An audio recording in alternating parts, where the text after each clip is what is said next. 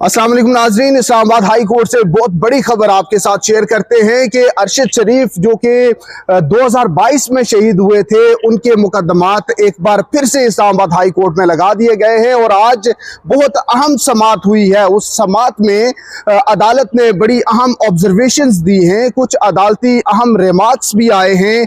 क्या तफसीलात थी उस हवाले से आपको तफसीलन आगाह करेंगे। हमारे साथ सीनियर सहाफ़ी अवैस यूसुफजई मौजूद हैं जो कि कोर्ट रिपोर्टिंग में अपना मुनफरिद नाम रखते हैं। तो अवैस यूसुफजई साहब, आज की जो समाअत थी, एक तो नाज़रीन आपको बताएं कि अरशद शरीफ 2022 में शहीद हुए थे और उससे पहले उन्होंने जो उनके खिलाफ मुकदमात दर्ज हुए 16 FIRs थी, तो उनमें एक तो प्रोटेक्टिव बेल के लिए इस्लामाबाद हाई कोर्ट में दरखास्त दी थी और उसके साथ साथ उन्होंने तमाम जो उनके खिलाफ मुकदमात थे, तब उन्हें तो मालूम नहीं था, तो उनकी तफसीलात हासिल करने के लिए उन्होंने यहाँ पे दरखास्त दी थी। इस्लामाबाद हाई कोर्ट से उन्हें रिलीफ भी मिला था। उस वक्त के चीफ जस्टिस सतर मिनल्ला ने उन्हें ब्लैंकेट रिलीफ देते हुए मुल्क के किसी हिस्से में भी उनके खिलाफ दर्ज मुकदमे में गिरफ्तारी से रोक दिया था। लेकिन उसके बाद अनफॉर्चुनेट वाकया पेश आया, अरशद शरीफ की शहादत हुई, तो अब वो केसेस एक बार फिर से खुल गए हैं। अरशद शरीफ के साथ समी इब्राहिम, इमरान रियाज खान और मोहित पीरजादा के केसेस जो थे वो भी एक बार फिर से समाअत के लिए मुकर्रर हुए हैं। तो आज उन केसेस में जो समाअत हुई है, अदालत ने पहले तो ये पूछा कि कितने मुकदमात हैं जो उनके खिलाफ दर्ज किए गए, कहां कहां मुकदमात दर्ज हुए और उन मुकदमात का स्टेटस क्या है। तो अब उन्होंने रिस्पोंडेंट साइड जो कि स्टेट है उससे क्या जवाब तलब किया है। देखें कैनी साहब, आज बड़ी अहम समाअत हुई है। एक तो ये बात है कि ये जो केसेस थे काफ़ी अरसे से फिक्स नहीं हो रहे थे, अरशद शरीफ की शहादत भी हो गई। वो बेसिकली अदालत आए थे कि उनके खिलाफ मुख्तलिफ मुकदमात दर्ज किए जा रहे हैं और ऐसे मुकदमात हैं जिनका उनको पता भी नहीं है और उनको एक खदशा था कि उन्हें किसी भी ऐसे मुकदमे में गिरफ्तार कर लिया जाएगा।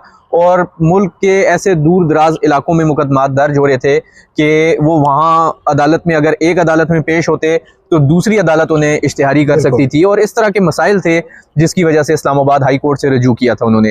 तो अब उनकी शहादत के बाद जब ये मामला दोबारा इस्लामाबाद हाई कोर्ट के जस्टिस मोहसिन अख्तर कियानी ने आज समाअत की, तो उन्होंने बहुत अहम रिमार्क्स दिए हैं। अदालत ने ये ऑब्जर्वेशन दी है, उनका ये कहना था कि अगर कोई एंकर ट्वीट करे, इंटरव्यू दे, तो क्या उसकी बुनियाद पर मुतअद्दिद FIRs दर्ज हो सकती हैं। और उन्होंने फिर सुप्रीम कोर्ट के उस सोहरा बीबी केस का भी हवाला दिया जिसमें यह तय हुआ था कि एक वाक़े पे एक से ज़ायद FIRs दर्ज नहीं हो सकती। उस फैसले की प्रोसिक्यूशन अपनी इंटरप्रिटेशन करती है, तो ये ज़्यादा अच्छा हो जाएगा कि उसकी तशरीह भी हाई कोर्ट से हो जाए एक बार। बिल्कुल, एक दफ़ा अब कोर्ट ने ये पूछ लिया है कि जो तमाम FIRs हैं वो रिकॉर्ड पर रखें और अदालत ने यह भी पूछा है कि ये भी बताएं कि क्या ये जो तमाम FIRs हैं वो एक ही मुद्दे पे दर्ज कराई गई हैं मुख्तलिफ शहरियों की जानिब से। और कोर्ट ने यह भी ऑब्जर्व किया कि उन्होंने कहा कि अगर कोई एक इंटरव्यू या ट्वीट देख के कोई शहरी मुकदमा दर्ज कराता है तो ये सारे जो शहरी हैं ये पसनी, गवादर, तुर्बत और उधर दर्ज करा रहे हैं, वो ज्यादा बाखबर हैं और इस्लामाबाद के जो लोग हैं वो बाखबर नहीं है। तो ये उनका एक इसका उन्होंने दूसरा पहलू ये भी कहा कि स्टेट उनको वहां पे प्रोटेक्ट नहीं कर सकती, इसलिए उनको अपने जो काम है उनके लिए इस्तेमाल किया जाता है। ये एक पहलू भी हो सकता है। बिल्कुल, उन्होंने कहा ये दूसरा नुक्ता है इसका।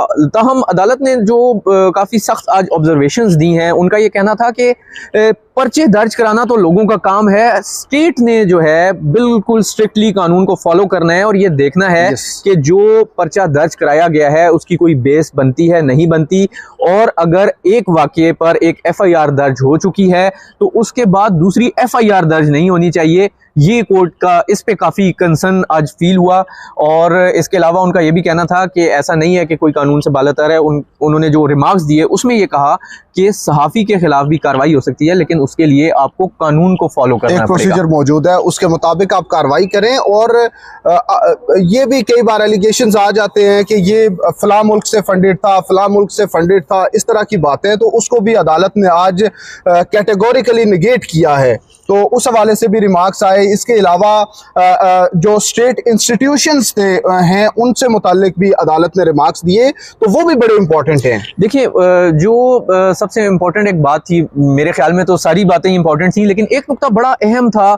उसमें कोर्ट का ये कहना था कि रियासत को भी चाहिए कि वो ये देखे कि वो ऐसा कोई काम ही ना करें कि जिसके बाद कोई ऐसे ट्वीट्स या ऐसे कमेंट्स आए जिसके फिर कॉन्सिक्वेंसेज हों और इस तरह की कार्रवाई उसके बाद शुरू हो जाए। उस पे बलोचों का हवाला था, बलोचों का हवाला था, वहां पे हो रहे हैं, उनके जो लवाहिकीन है इस्लामाबाद में एहतजाज कर रहे हैं, लेकिन कोई सुनने वाला नहीं है। वो तो ये भी कहते हैं स्टेट लोगों को अगवा कर रही है और कोई पूछने वाला। देखिए इस पे तो बड़ा एक खतरनाक रिमार्क्स भी हैं जज साहब के। उन्होंने कहा कि जब कोई अगवा हो और जुर्म साबित हो जाए तो उस पर कानून के मुताबिक 7 साल कैद की सजा बनती है, और यहाँ पर तो स्टेट के इदारे अगवा कर रहे हैं और कुछ नहीं हो रहा। और उनका कहना था कि सुप्रीम कोर्ट में खड़े होकर ये बात की गई है कि आइंदा कोई इस तरह की जबरी गुमशुदगी नहीं होगी। तो ये बड़े जो है अपना जुर्म तस्लीम कर रहे हैं। बिल्कुल, कोर्ट ने कहा है कि ये एतराफ़े जुर्म है। कोर्ट में खड़े होके, जो सुप्रीम कोर्ट में खड़े होके इस मुल्क की सबसे बड़ी अदालत में एतराफ़े जुर्म किया गया है, तो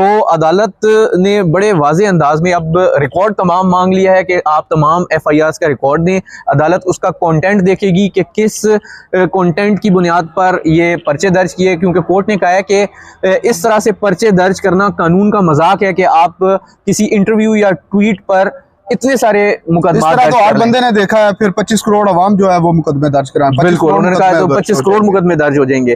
तो कोर्ट ने आज ये समाअत मुलतवी तो कर दी है तकरीबन कुछ 14 फरवरी तक के लिए, लेकिन जो तमाम रिकॉर्ड मांगा है उससे लग ये रहा है कि आइंदा समाअत बड़ी अहम होगी, और इसमें ये जो क्वेश्चन ऑफ लॉ है ये तय किया जाएगा कि किसी एक ट्वीट या किसी कमेंट पे, किसी सहाफ़ी के खिलाफ, किसी इंटरव्यू पे इस तरह मुतअद्दिद मुल्क भर में मुकदमात जो हैं वो दर्ज नहीं किया जा सकता। समी इब्राहिम साहब के खिलाफ भी, इमरान रियाज और मोहित पीरजादा के खिलाफ भी मुकदमात हैं, तो उनका भी अब रिकॉर्ड आएगा। तो उसके बाद ही कोर्ट ये असेस करेगी कि क्या मुख्तलिफ वाक़यात हैं, मुख्तलिफ इवेंट्स हैं, या एक ही वक़ूआ है, एक ही मुद्दा है और उस पर हर जगह FIRs दर्ज हो गई। बिल्कुल, ये इसी तरह का मैटर मैं आपको बताऊं कि इससे पहले जस्टिस तारिक महमूद जहांगीरी भी जो है उसको देख रहे हैं, और उन्होंने यही क्वेश्चन ऑफ लॉ तय करने के लिए जो स्टेट है उससे जवाब मांग रखा है। और उन्होंने कहा है कि अगर कोई एक प्रेस कॉन्फ्रेंस है और उस पर मुल्क भर में FIRs दर्ज होती हैं, तो ये कानून तय होना चाहिए कि वो प्रेस कॉन्फ्रेंस अगर इस्लामाबाद में हुई है तो वो सिर्फ इस्लामाबाद में मुकदमा दर्ज हो सके। ऐसा नहीं है कि अगर किसी ने हैदराबाद में या कराची में या गवादर या पसनी या तुरबत में बैठ के वो इंटरव्यू देख लिया है तो वो वहाँ पे पर्चे दर्ज कराना शुरू। बिल्कुल नाज़रीन, जैसे मोहसिन अख्तर कियानी ने कहा है कि रियासत को ऐसे इक़दाम करने ही नहीं चाहिए जिन पर इस तरह के ट्वीट्स हों और उसके नताइज आएँ। उस पर उन्होंने ये भी कहा कि रियासत ने strictly in accordance with law चलना है। ये कहना बड़ा आसान है कि कोई इंडिया से फंडेड है, कोई इजराइल से किसी को फंड किया गया, लेकिन ये कहानियां बहुत बार सुन चुके हैं और अब पुरानी हो चुकी हैं। तो अब अदालत ने आइंदा तारीख तक तमाम तर रिकॉर्ड मांगा है कि अरशद शरीफ, मोहित पीरजादा, इमरान रियाज और समी इब्राहिम के खिलाफ कौन से मुकदमात दर्ज थे, क्या वकूआ था और क्या एक ही वाक़ये की बुनियाद पर यह तमाम तर मुकदमात दर्ज किए गए। तो ये तमाम तर तफसीलात जब अब अदालत के सामने आ जाएंगी तो उसके बाद इस मामले को आगे बढ़ाया जाएगा कि कैसे ये मुकदमात दर्ज हुए। शायद जो शिकायत कुनिंदगान हैं उनको भी तलब कर लिया जाए, और जो मुकदमे दर्ज करने वाले तफ्तीशी हैं उनको भी, SHOs को भी बुलाया जा सकता है। तो अब ये देखना है कि ये समाअत आगे क्या रंग इख्तियार करती है। आज की समाअत से मुताल्लिक आपको अपडेट किया, मजीद भी करते रहेंगे। अब तक के लिए अल्लाह हाफिज़।